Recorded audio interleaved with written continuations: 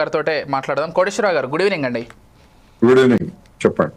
కోటేశ్వరరావు గారు, అంటే 2 వర్షన్స్ ఖచ్చితంగా వినిపిస్తున్నాయి.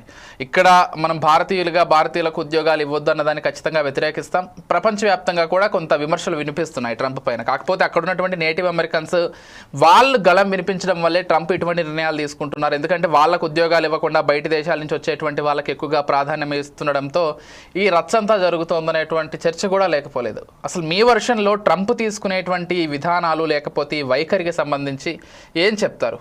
గతంలో ఎంతోమంది పనిచేశారు అమెరికా అధ్యక్షులుగా, కాకపోతే ఇంత ఇటువంటి డెసిషన్స్, ఇటువంటి బోల్డ్ స్టేట్మెంట్స్ అయితే ఎవరు ఇచ్చుండరు నాకు తెలిసి. ఏం చెప్తారు?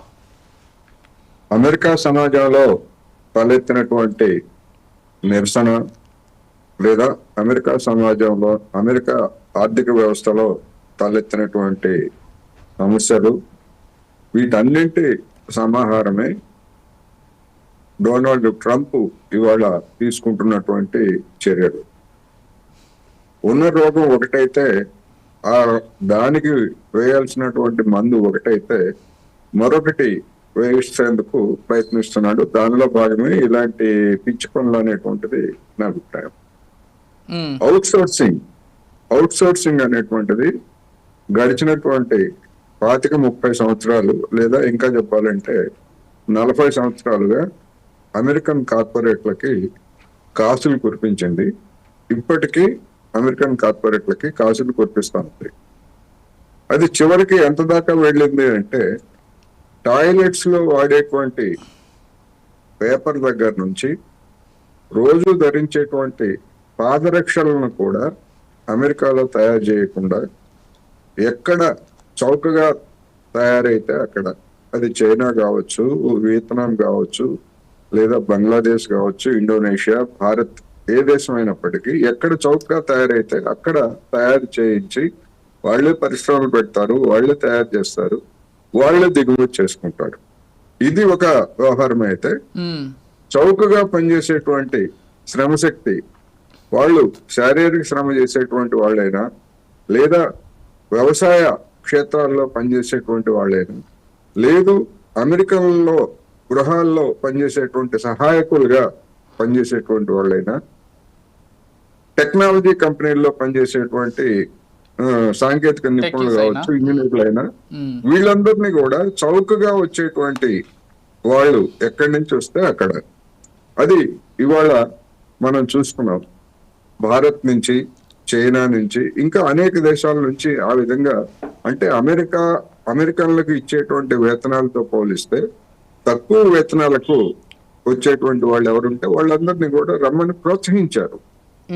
మామూలుగా ప్రోత్సహించడమే కాదు, అక్రమ వలసలను కూడా ప్రోత్సహించారు, చూసి చూడనట్టు వదిలేశారు. అటువంటిది ఆ విధంగా ఆర్థిక రంగంలో తలెత్తినటువంటి పరిస్థితి, ఈ విధంగా మానవ వనరులని అవుట్ సోర్సింగ్ ద్వారా తీసుకున్నటువంటి దానిలో వచ్చినటువంటి పరిస్థితి తోటి నేటివ్ అమెరికన్స్ కి ఉపాధి అవకాశాలు తగ్గిపోతున్నాయి. ఇవి ఆ ఉపాధి అవకాశాలు తగ్గిపోవటమే కాకుండా వాళ్ళ యొక్క బార్గెనింగ్ పవర్, వేతనాలు, నిజ వేతనాలు కావచ్చు లేదా వేతన పెంపుదల కావచ్చు, వాటి మీద కూడా తీవ్రమైనటువంటి ప్రభావం పడుతున్నటువంటి నేపథ్యంలో వారి జీవితాలు దుర్భరంగా మారటం అనేటువంటిది అక్కడ ఒక సామాజిక సమస్యను సృష్టించింది. దానికి వ్యతిరేకంగా గళం ఎత్తడం అనేటువంటిది ఇటీవల కాలంలో బాగా పెరిగింది. ఈ కారణంగానే ట్రంప్ ఇలాంటి చర్యలు తీసుకుంటున్నాడు అనేది నా అభిప్రాయం. ఓకే, అంటే ఎస్, మీరు అన్నట్లుగా డెఫినెట్గా అక్కడ ఉన్నటువంటి కొన్ని పరిస్థితులు, నేటివ్ అమెరికన్స్కి జరుగుతున్నటువంటి కొంత అన్యాయానికి వ్యతిరేకంగా ఆయన తీసుకునేటువంటి నిర్ణయాలు కొంతవరకు ఉపయోగపడవచ్చు. కాకపోతే పెరిగినటువంటి గ్లోబలైజేషన్ని ఆయన అడ్డుకునే ప్రయత్నం చేస్తున్నారు, ఏషియన్ కంట్రీస్ డెవలప్ అవ్వడాన్ని ఆయన చూడలేకపోతున్నారు అనేటువంటి సెకండ్ వర్షన్ కూడా వినిపించకపోలేదు. దీనిపైన మీ అభిప్రాయం ఏంటి? అంటే ఇప్పుడు అమెరికన్ కార్పొరేట్లకి ఏది లాభం, ఏది నష్టం అనేటువంటిది వాళ్ళు అల్టిమేట్ గా నిర్ణయించేది వాళ్ళు. డొనాల్డ్ ట్రంప్ కాదు, లేకపోతే జో బైడెన్ కాదు, లేకపోతే మరొకళ్ళు కాదు. ఇవాళ ఇప్పుడు ఉదాహరణకి మన ఐఫోన్లు తయారు చేసేటువంటి కంపెనీని ట్రంప్ బెదిరించాడు. ఇండియాలో మీరు చేయొద్దు, లేకపోతే చైనాలో చేయొద్దు, ఇంకో దగ్గర చేయొద్దు, అమెరికాలోనే తయారు చేయండి, లేకపోతే మేము మీ మీద పన్నులు వేస్తామని చెప్పేసి బెదిరించారు. బెదిరిస్తే ఆ కంపెనీ ఏం చెప్పింది, మీరు వేసుకోండి, మీరు పన్నులు వేసినా గానీ భారత్ నుంచి లేదా మరొక దేశం నుంచి తయారు చేసేటువంటి ఉత్పత్తులు మాకు గిట్టుబాటు అవుతాయి, అమెరికాలో గిట్టుబాటు కావు అని చెప్పేసి తెగేసి చెప్పినటువంటిది మనం చూసాం. మ్మ్.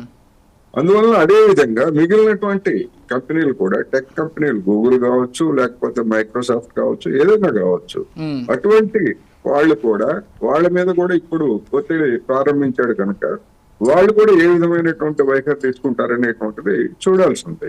ఒకవేళ అమెరికా వచ్చి భౌతికంగా అక్కడ పనిచేయడానికి ఏదైనా ఆటంకాలు కల్పించేట్లయితే మన దేశంలో నుంచే వర్క్ ఫ్రమ్ హోమ్ సాంకేతిక పరిజ్ఞానం బాగా అభివృద్ధి చెంది, లేదా కమ్యూనికేషన్ వ్యవస్థ బాగా అభివృద్ధి చెందినటువంటి స్థితిలో ఎక్కడి నుంచైనా చేసుకోవచ్చు కదా. అందుకని అటువంటిది కూడా మనం, అటువంటి ధోరణి గతంలోనే మనం చూసాం. వైద్య రంగంలో ట్రాన్స్క్రిప్షన్ ఇవన్నీ కూడా ఇక్కడి నుంచి మన వాళ్ళు చేయటం, లేదా ఇక్కడి నుంచి ఈ అమెరికాలో ఉద్యోగం చేస్తూనే సెలవులకో లేదా ఇతర కారణాలతో వచ్చి భారతదేశంలో ఉండి పనిచేయటం, ఇప్పటికీ భారతదేశంలో ఉండే అనేక మంది భారతీయులు అమెరికన్ కంపెనీలకి వాళ్ళ టైంలో మనం పనిచేయటం అనేటువంటిది ఇప్పటికే స్టార్ట్ అయింది. అది రాబోయే రోజుల్లో అటువంటి ధోరణులు ఇంకా పెరిగినా కూడా ఆశ్చర్యం లేదు. భౌతికంగా అమెరికాకి ఎలా చేయకపోయేట్లయితే ఏ దేశంలో ఉండే ఆ దేశంలో నుంచే పని చేయించుకునేటువంటి వ్యవహారం అక్కడ కార్పొరేట్లు చేస్తాయి. అందువల్ల ఏం జరుగుతుంది అనేటువంటిది మనం చూడాల్సి ఉంది. ఇప్పుడైతే ఒక మదనం జరుగుతూ ఉంది, ఒత్తిడి చేస్తున్నాడు. ఆ ఒత్తిడి తమకు ప్రయోజనాలకు హానికరం అని అనిపిస్తే అవసరమైతే డొనాల్డ్ ట్రంప్ ను కూడా తీసి అవతల పడేస్తారు అక్కడ ఉన్నటువంటి కార్పొరేట్లు. మ్మ్. అంతదాకా తెచ్చుకుంటాడా, లేకపోతే ఊరికే వాగాడంబరంతో అక్కడ ఉన్నటువంటి అమెరికన్ కార్మిక వర్గాన్ని సంతృప్తి పరచడానికి ఇటువంటి కబుర్లు చెప్తున్నాడా అనేది మనం చూడాల్సి. రైట్.